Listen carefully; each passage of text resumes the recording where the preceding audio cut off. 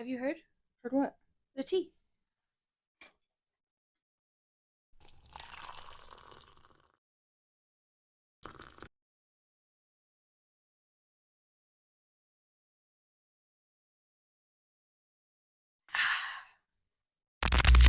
Okay, wait, but I have to tell you about me flirting. Oh my god, yeah. Okay, tell You me. know, I'm Miss Rizla. Okay, I'm ready. But I forgot because we're recording. Oh, and it's on your phone. No, I remember what I said. Okay, tell me. Because it was good. Tell me. Because I think it was Wait, what'd you call it?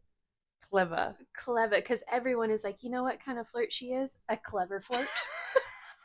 Was like, I asked her what does she like to do in her free time. And then I sent another message. And I was like, because when I ask you on a date, I'm going to need to know what you like to do. Oh, okay. That's how she read it. Oh my god. Right. She was She like, probably this didn't. with both ears. What? I can't hear you. Say it again. Wait, let me get those out from behind my ears for this, like, Right, okay. Now, that's all I really had to tell you, honestly. Okay, I'm proud of you. That was a good one. She's single, ready to mingle. Okay. If you have you have to shave your armpits. You have to shave your armpits to be with her. I just need to let everyone know that if you would like a chance with Abby, shave them pits. Not a man, but his also can't be long either. Ew, they can't be like sticky. Oh my god, with the deodorant and it. Okay, you want to know something about my autism? You know how I get so like, you know what I mean? Yeah. Wait, I can't talk about it. No, wait, I'm gonna talk about. Okay, anytime you mention something that's gonna give me a visual, like deodorant balled up in your armpit hair, I know what it feels like in my mouth. Like I can feel that, like you look at anything in this room, and I'll be like, I know what that feels like on my tongue. I know what that feels like on my tongue. So whenever I'm doing gross stuff or I see something gross, I can, I can feel it in my mouth. In my mouth. Let's not talk about it. Yeah, let's. Okay. Anyways, let me. Okay, I feel like I was told my whole life. I don't know if you were, how hard it is to raise girls. Right? Right. So girls are emotional and they're moody and oh my god, the hormones, you know what I mean? Like these sort of things. Right. And how boys are just so easy to raise. And I'm calling bullshit. I'm calling bullshit. I feel like all the boys. Bullshit. Bullshit. Bullshit. Bullshit. Bullshit. I feel like all the boys. Here's the problem. Okay. The boys weren't raised. There No, were exactly. zero expectations. They just for hold the boys. women to a different standard. I mean, or girls. America, literally. Literally, but how do we start at such a young age? I don't know. In my opinion, boys are harder than girls to raise. They typically, not always, okay, this isn't like an all or nothing thing, but typically they'll give you more pushback. Right. They're more stubborn, they're more know-it-alls, they're the ones who are like they have natural occurring testosterone, so whenever those sort of emotions, testosterone is like a fight or flight sort of hormone, and I feel like most of the time boys pick fight. Like until someone bigger, badder, and better fights them, and then they realize they're not hot shit anymore. I agree. Mean? But it makes me upset that girls or women walk around with this sort of like, I don't know, like preconceived notion that she's such a difficult child. Or, oh my gosh, I can't believe you have girls. Or one of our friends has 6 girls. And well, 6 kids in general. 6 kids crazy. In general. Exactly what I was going to say. 6 kids in general is a lot to handle. Right. But I feel like people would look at that family and be like, oh my gosh, and all the girls? Yeah. You know what my nightmare would be? 6 boys. That would be my nightmare too. I don't know. I just don't understand how. I ran into this dating a guy. That's how he was raised. Like in Atlanta, the culture was like, as a boy, they're over here hyping him up and praising him for having multiple little girls and little girlfriends.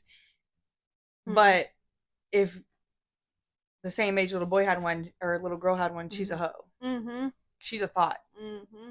Oh no, because boys will be boys. Yeah. But can you imagine walking around and some girl just like crashing out on someone and that's just looking at each other and being like, girls will be girls. You know what I mean? That's crazy. That is crazy because we'd all be like, what the hell is I going mean, for on? instance, like literally Huda in Love Island. Mm. Nobody was like, girls will be girls. They dragged her. Everything is such a double standard, which I got a real problem with. The same thing with like, okay, little girls, when they're finally of age to like start playing with toys, they get dolls, Barbies, kitchen set. You're like taught at a very young age how to take care of something, Right. how to nurture something, how to be in quote the for quote kitchen, be a woman. how to be a woman. What are we buying our little boys? Fucking race cars, dinosaurs, all this other stuff. Why don't we give our little boys baby dolls? Oh, because that's not okay. Right. It's not okay. Oh, they can't play with that kitchen set though. They can't play with the kitchen set, even though some of the best chefs in the world are men. Oh my gosh, yes. Are men. That really bothers me that being sexist starts out of the womb. Like it is so ingrained, no matter how open you are, no matter how we all fall what's the word, like victim to the patriarchy, like even whenever we don't mean to, even whenever we're like going around, you know, I saw a did you send me that TikTok about the lady who bought her son? Yeah. What she bought her, she was making a TikTok and she was like asking people on TikTok if they thought this was okay or not. They were asking basically like, if you had a son, would you buy him like girl shoes if that's what he wanted? Because they were going back to school shopping and all the shoes that they looked at he didn't like, right? But they went to Target and they found this like purple sparkly pair of shoes and he was like, Mom, why are boys' shoes so boring? Like I want these, like these are cool. And he's also like 4 years old, so what he thinks is cool at 4 years old, he's obviously not going to think is cool when he's 10 in school and everything. Like he's literally a 4-year-old. He doesn't know the difference. Colors are just colors to them. You know how like this world color is all of a sudden it's like pink is a girl and blue is a boy. Like, okay, well also men wear pink all the time. All the time. Y'all literally bash them when they're children and say it's gay and it's not okay when he's a kid to wear pink. But when he's older, you're not, real men wear pink, is what y'all like to say. Y'all like to be like, real men wear pink. Well, why weren't you teaching them that as a kid? Wait, I wore boy clothes growing up pretty much. Yeah. I mean, okay, I was talking to one of my clients about this today. I was considered a tomboy when I was growing up. My brother and I are really close in age, and girls grow faster than boys, so we could kind of wear the same clothes. We would wear the same clothes. My parents would buy 2 of everything, 2 of the Champs t-shirts, 2 of the Nike basketball shorts, 2 of the, you know what I mean, whatever I'm saying. Yeah. But I feel like my parents didn't push me into being something that I didn't want to be. And to be fair, okay, now looking back, I was wearing those things because they're more comfortable. It was because because it wasn't like binding or tight or itchy on me. I mean, still to this day, I still wear men's clothes. Still, and my daughter shops in, whenever we go back to school shopping, she goes in the boys and the girls section. So I don't know, and I feel like she wears long shorts. She wears t-shirts. She's got a great little sense of style, but sometimes it makes me sad that boys don't have the same freedom to express themselves while they're younger, right? Because they can express themselves while they're older. To say, I just don't like the way people are like, oh, just because this little kid wants to wear purple glittery shoes, he's gay at 4 years old. That's not what that means. No. At all. That's not what that means at all. He likes the color. That's simply what that is. He's 4 years old. And that's the same way as like people are like, for instance, the topic of girls not being able to wear certain shorts and certain tank tops to school. It's the same thing. Y'all are over here being like, oh, well, boys will be boys. They're gonna look at their shoulder. And I'm no, you mean men will be men. And you will be you will literally enable it right now. You're enabling it. You're allowing them the space to feel like it's okay to think those thoughts if a girl has a tank top on, because you're saying Okay, it's but not okay for us. I do feel like there is, in school at least, I feel like there is a line that I don't want to see a sixth grader's ass cheeks out No, the I bottom of her agree. Like shorts. I agree that crop tops and like short Yeah, short yeah, shorts. yeah. No, but I'm saying like for instance, like Elliot doesn't have the shortest legs, Oh, yeah, right? no. So to the kneecap, that's insane. Yeah. That's insane. And she's also not. She's skinny. So what do you mean she's gonna get shorts that are falling off of her just because boys will be boys? No. How about you teach your boys stop being so horny all the time? We'll quit sexualizing everything. Yes. It's the same way. Okay, it's the same way. I saw this restaurant or bar or whatever somewhere. Anyways, they painted both bathrooms. The men's and the women's bathrooms were both painted with chalkboard paint. Did you see this? You go in the women's bathroom and it's all like uplifting or cute little sayings or pretty pictures or flowers everywhere. You go in the boys' bathroom, y'all. This blows my mind. I talk to my husband about this all the time. Boys/men are so gay. They're all so gay. Why are y'all all obsessed with wieners on everything? In that bathroom, there were dicks and balls drawn everywhere. Why? That is so. Can you imagine walking into a bathroom and seeing labia and a clitoris? That's crazy. We would be like, that's fucking weird. Like, why are you drawing that? Yes, I feel like, but again, it's like that makes them manly to be over here because that's what I'm saying. Like it makes them man. That's like if a little boy didn't want to do that, didn't want to talk about that, then he would be labeled feminine. He would be labeled feminine because he wanted to be respectful of women and respectful of his own self to not just be disgusting. You're not going to walk into a women's locker room. You're not going to walk into a women's bathroom. You're not going to walk into a women's bar and see titties all over the place. Right. Like it's just not gonna happen. I wish. But but I feel like I feel like that's conditioning from very young. Right? Like I was thinking about it the other day. Why do we let little boys walk around fucking pinching their dicks? They grab their wieners all the time. What, they need to adjust. Imagine, go to the bathroom. Bitch, imagine a little girl walking around and just scratching inside her fucking vagina constantly. And we're like, well, no, we're telling it like, hey, don't do that. Don't do that. But again, boys, you can sit there and they're pulling on their junk. And I'm like, this is inappropriate, honestly. Like, I feel like, again, the standard, the expectations, whatever you want to call it, is so different for boys and girls and men and women. I was talking to my dad the other day about how someone told me that I was intimidating. Okay, because I'm confident, but I'm a silent confident. Right. Apparently, he's explained that I'm like, I just have this air of confidence about me. I don't have to talk about it. Okay. Right. Which, okay, yes, thank you so much for the compliment.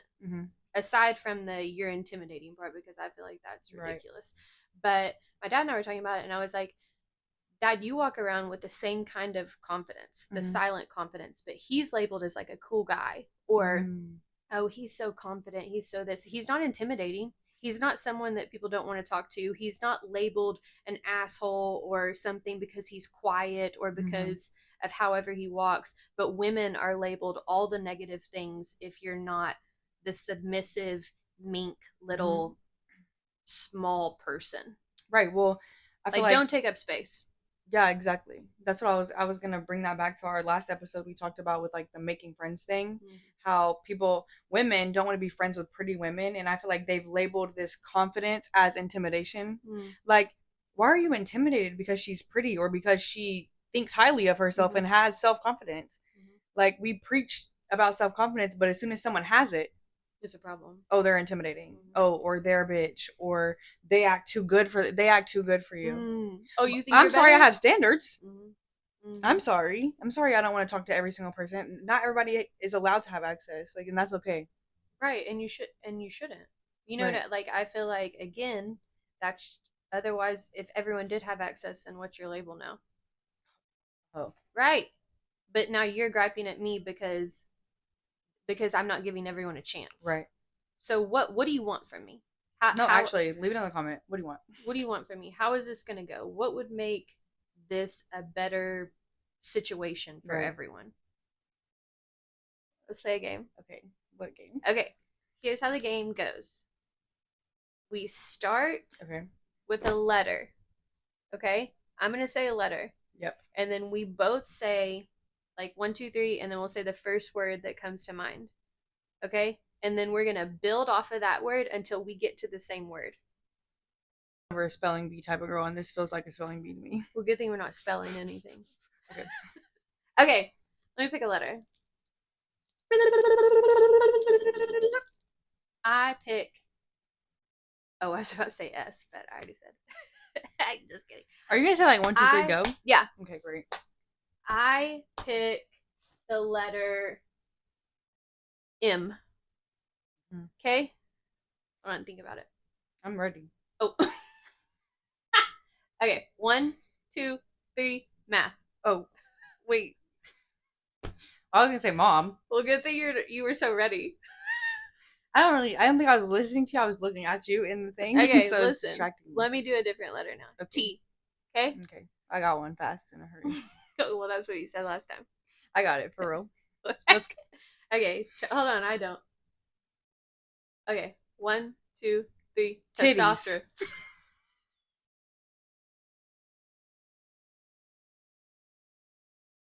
Somewhat. I shouldn't. And I'm gonna do mine off of mine or yours. Do it off of. Let's do it off of yours. Okay. Okay. Wait. Now. 1, 2, 3. Wait. 1, 2, 3. Areola.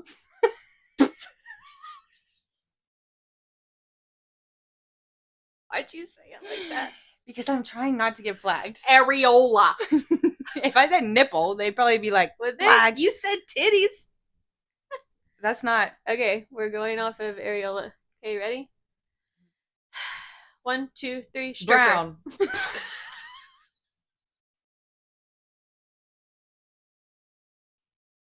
Okay, off of brown. Ready?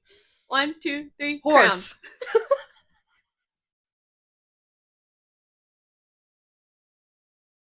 Okay, off a horse. 1, 2, 3. Ride a cowboy. One word. One word. Let's go with hoodie. Okay. Okay. So something that goes with hoodie. Mm-hmm. Yep. I got it. Okay. I don't actually. I got like several. Okay, ready? 3, 2, 1. Winter. 3, 2, 1. Hood.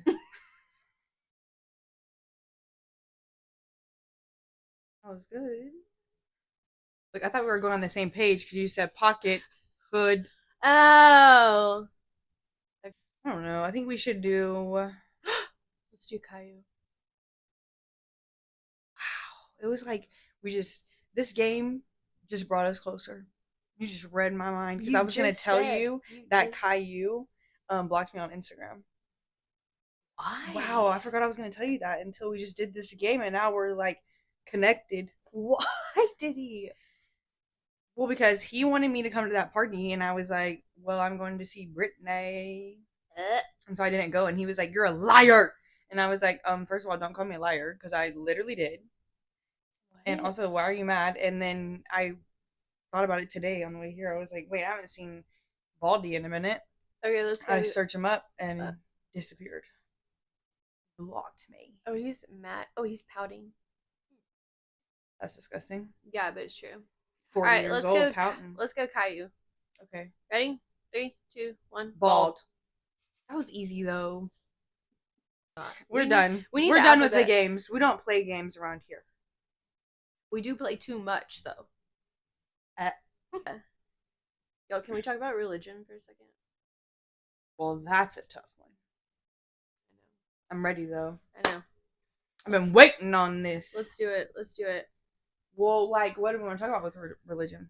I feel like I would love to discuss. Man, I got hair in my mouth. How? It's Walters. Oh, welcome to the club. How? Okay. how people present themselves on social media regarding religion versus how they are IRL. Mhm. That's interesting. I Well, know. first, I think everybody's a liar on social media. A liar and a horse thief. I think everyone's a liar to begin with on social media. I mean, me too, though. Like, all the time. I'll literally be in my house in the bed crying, and meanwhile, I'm like posting a thirst trap. I'm like, but like, actually, so Yeah. I don't know why we take everything we see so literal on like social media on people's pages because it's all fake. It's all fake. The amount of people that I see, okay, basically, it doesn't matter how much scripture you post. You can post a scripture every single day on your story. That does not make you a follower of Christ. That does not make you. I don't even want to use the word Christian because the Christianity is. I can't even get into that right now. Well, I could, but it's man-made. It's not like what I grew up knowing Christianity to be. It's not that anymore at all. Like it is so far gone from that. You doing that in your everyday life? Like, are you posting those words and then applying it to your life? And most people aren't. They're just using it as a crutch. They're like, oh, I'm a Christian. Oh, I worship God. I follow Jesus. All of these things. Yet they're having multiple side bitches, or they're cheating on their wives, or they're a preacher yet they're cheating on their wives while they have kids with her. But that's okay because he's a preacher. I feel like too, even that is right. That's one of those extremes. I am so honed in on details to things that if you're posting scripture and talking about going to church and yourself at church and all this, God grant me this, and this, then I expect you to like not cuss. I Right. expect you to like do what you say you're gonna do. I expect you not even as extreme as like don't cheat on your wife, but the little stuff that also matters. You better not be telling a fucking lie. Right. Like, I don't care if it's this big or if it's this big. Right. If you are a follower of Christ that puts themselves out there, do people mess up? Yes, of course, we're all human. But I'm talking about a habitual basis of being like, you're two fucking different people. You are Right. two different people. Right. And we have talked about, I didn't grow up online like you did.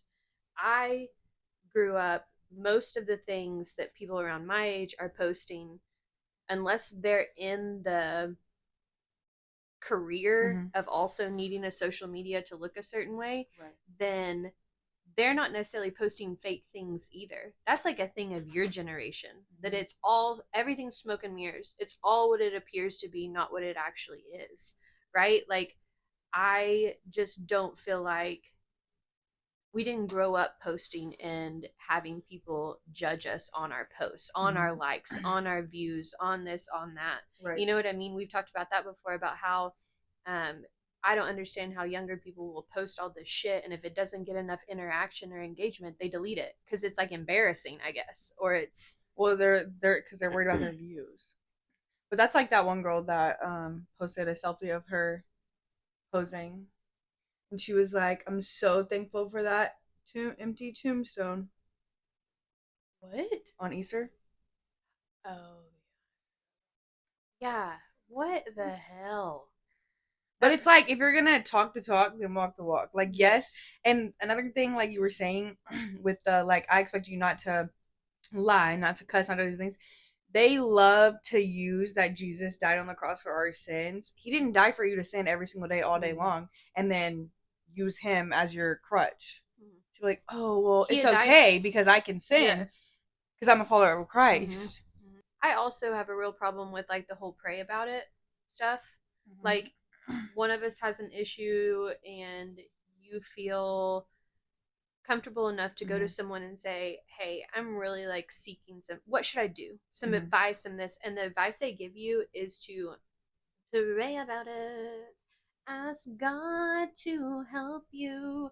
I think that that is so ridiculous. I think that that's not how prayer works, in my opinion.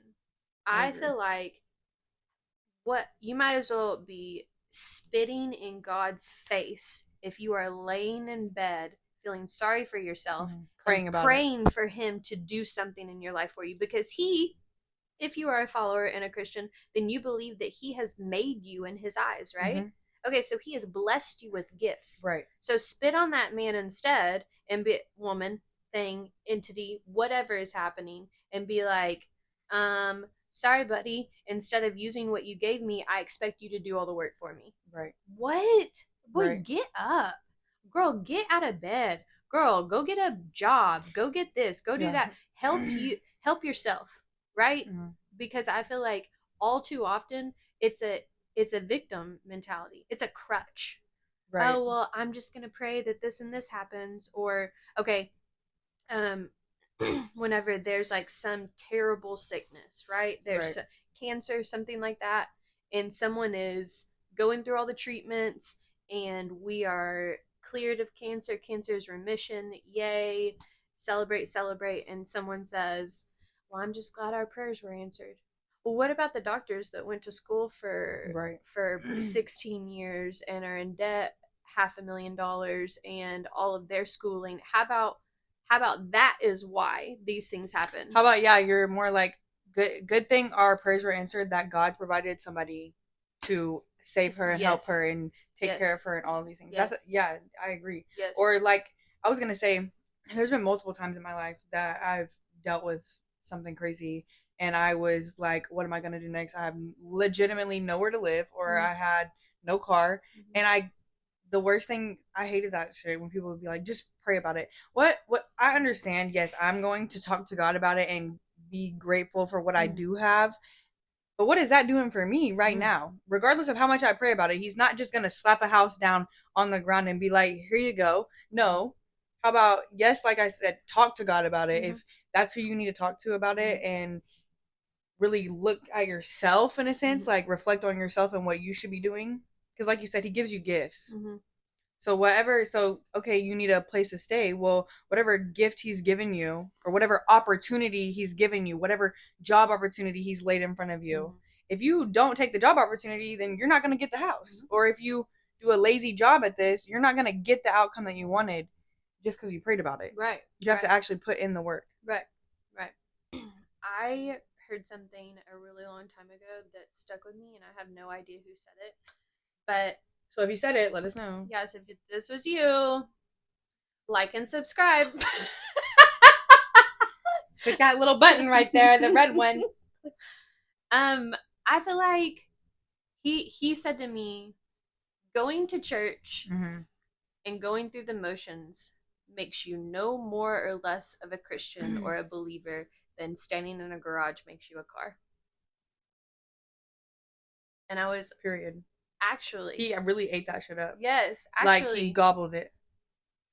Yes. Wow, he's so smart. We really need to find out who said that. Yeah, so if you did say that, please tell me. Right, we need to talk some more. Yes, because I feel like that stuck with me for so long. Because yes, I would go to church every Sunday with my mom, and I'd stand around and look around, and I'd be like, I know what you do. I know what you did. I know what you said. I know. It was like putting on a show. And then I'm so absorbed around what's happening around me that I am completely missing the message, because either one, I'm bored, if I'm being honest. Two, I'm spacing out. Three, it's noisy. There are things happening around you. You zone out. Like and then four, you look at someone knowing that they're standing there supporting their family, but you know that you saw him at Conway Country Club cheating on his wife on Thursday, and now here he is with his entire family on Sunday, claiming to be such a great Christian and follower of Christ. Right. So just because he's a preacher. Yes, and I feel like, well, he wasn't even a preacher. Oh shit. This is just like a guy in the congregation of the church. Okay. Yes. So if he and I are going to be viewed the same, because he's standing there in church also, no one knows what he did 2 days, 3 days before, I'd rather not. I feel like my relationship with what and who I believe in is mine. And it's personal, and no one else needs to understand anything. And me standing there talking to God in front of 1,000 people versus laying in bed and saying my prayers every night, I am more, what's the word I'm looking for, when authentically myself, and my connection is better with me in bed. I agree. I from personal experience, I think the way it was viewed when I was in high school, people would say I had a better relationship and connection with Christ than I do now. Mhm. But I would have to say it's vice versa. Well, my relationship with God in high school was not real. It was non-existent, honestly. It was a relationship with church. It was a relationship with the people that went to church and the people who called themselves Christians. It was a social Yeah, aspect too. because I'm like sitting here, I go to college and I'm experiencing all of these life events that are happening to me, right? And everybody keeps telling me to pray about it, but I don't have any direction. Nobody's helping me with guidance. Nobody's directing me in anything right here. So then that's when you go to God. That is when you look to God for direction and what you're supposed to be doing, and to help you is whenever you become vulnerable with yourself and you acknowledge that you aren't this person who's put on a pedestal just because you go to church. You're a human. You're gonna mess up. You're gonna make mistakes. But I felt like me experiencing life and, like you said, talking to God on my own and learning about God and learning about the things He does, I learned more outside of church because I didn't have this. I don't know. When you're in church, if I were to talk about my real problems of what really goes on in my life and the shit that's really happened to me, I would literally be banned from the church. I would be shunned from the church because they would say I was not a Christian or I'm not this just because I had a baby at a young age, right? But at the same time, you didn't teach me about how men were manipulative and narcissistic and how he can say he's a Christian too, yet he's over here and cheating on everybody. I think you're not welcome to talk about your real life problems in church. So it's like, how can I build a relationship with God through a church if it's not real? It's fake. I'm just putting on a front in church that, oh, I wasn't drunk last night at the club and here Sunday morning, because a lot of y'all do that, right? But you can't say that or you would be judged. But at the same time, that's how you have people who are alcoholics in the church, because they can't even confide in people in the congregation because they're going to be labeled as a drunk instead of, how do we help them? How do we get him on a different path? It's you're a drunk. Oh, he's a drug addict. He's this. I feel like that's a interesting. Not all, but a lot of churchgoers shun the lepers, which are the people that Jesus was with. Yeah. He was with the homeless. He was with the diseased people. He's in the streets. Meanwhile, not everyone, a lot of people that are in congregations and organized religions picture themselves on a pedestal, that they get to look down at someone and point at them and tell them how terrible they are. When Jesus was down there with them. Right, he wasn't doing that. He wasn't on the pedestal. I think, which this is a little like, but I really feel like Jesus was a man on earth that was a good person with good morals and good values, a true humanitarian. And we as Christians and organized religions have put him on a pedestal that he didn't necessarily want to be on. He just wanted to be there to help people. He just wanted people to listen and follow in the footsteps, meaning to be a better person, to be more understanding, to open your arms and your homes and whoever to people who need help. I feel like I don't know that he wanted to be worshipped the way that people some Christians worship him. I feel like that goes against everything that I think that he stands for. I agree. And I'm struggling with that right now. With how the world is going right now, I'm struggling with that, considering I have a grandpa who is a pastor.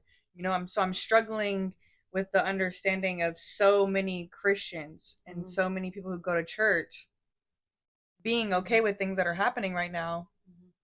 But I'm like, isn't that the complete opposite of what God says? Is that, like, doesn't he say love thy neighbor? Yet we're over here judging people just because they're skin color because they moved in the neighborhood. Or we're, what happened to the Good Samaritan? I mean, I feel like everybody knows that story, right? But I don't see any. Nobody that I know in public. If somebody dropped something, literally they're walking past, I could count on one hand the amount of people I know that would stop and help them pick that up, or be like, oh my God, or hold the door open for people, or some of the smallest things. Like, I feel like humanity, in a sense of that, like caring for others, has gone away.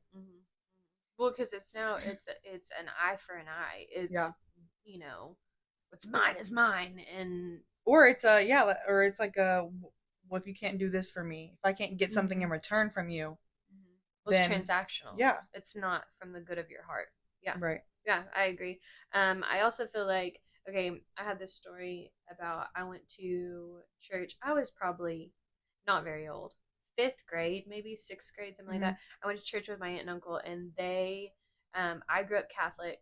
They were Southern Baptists, Okay. and I went to a Southern Baptist church, and I thought it was a lot of fun. It was around Halloween, and they would have like the trunk or treat like in the church, and you would go to different rooms, and there were like different games to play, and you could like trick or treat around the like Sunday school rooms, and then you would come back and you would hear the story of Jesus and the devil and how it all came about, right?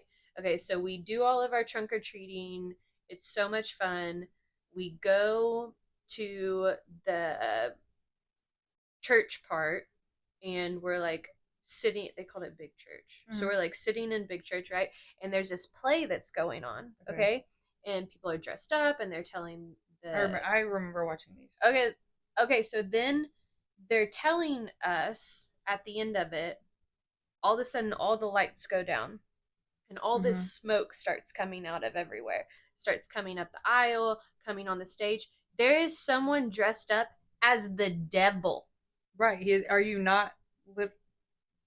I was, okay, coming from a Catholic upbringing in church, that did not, and I'm talking about he's like, yeah.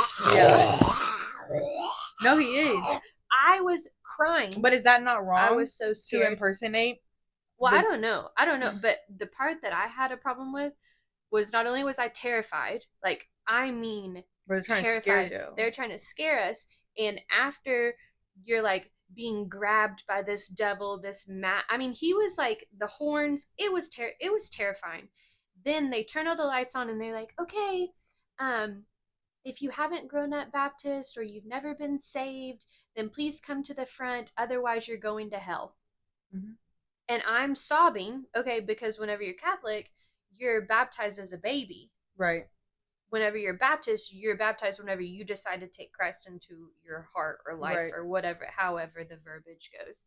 So I'm thinking, after being 11, 12 years old, that I'm watching this, that I'm going straight to hell with that, sobbing up at the top by myself, because I went with my aunt and uncle, up at these stairs, asking for forgiveness because I am so scared that that's what's going to happen to me.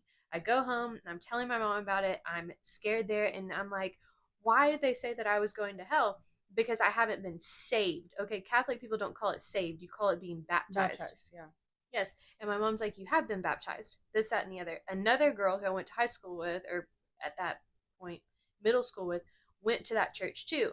So the next Monday follows, and we're at recess, right? And she was like, hey, I noticed that you were at Antioch and that or Pickles Gap Village. It was like some little tiny Baptist church. Anyway, she was like, I noticed that you came up to the front because you've never been saved. And I was like, well, actually, I talked to my mom about it, and I was baptized, which is the same thing as being saved. You know, I was really nervous. And she goes, well, if you're talking about being Catholic, then you're going to hell. And I was like, And she was like, and you worship statues. So then I'm sobbing. Even more.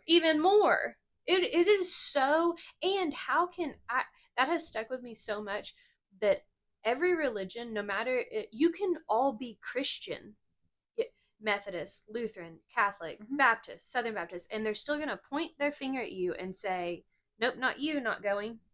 Nope, not you, not going. We're both Christians. Right. We're both in the same religion. Right. And you're sitting here telling me, which obviously she had heard from her parents or church or whatever, that I worship statues and that I'm going to hell because I'm Catholic. Right. And that didn't count as being Christian. Catholic, apparently, it doesn't count as being Christian, even though it does. Either way, that really, now, I feel like now from that point, meaning from 5th or 6th grade or whenever it happened, church was a social event. Now I'm going to hang out with my friends at K-Life. Now I want to go to youth night because I'm going to see my friends. It has become so far from, and it still is. It's a political thing too. Like, you know how much money people get off churches? Oh, well, because you can't tax them. Exactly. Can't tax a church, so let's all make a church. And that's what they're doing. So that's why there's 400 churches. I say all that to say now nothing has changed. My stepkids love to go to youth Yeah. night and group and church, and we'll ask them, or Miracle asks it, how was it, what'd you guys do? And they like hung out with friends and danced and ate Chick-fil-A sandwiches.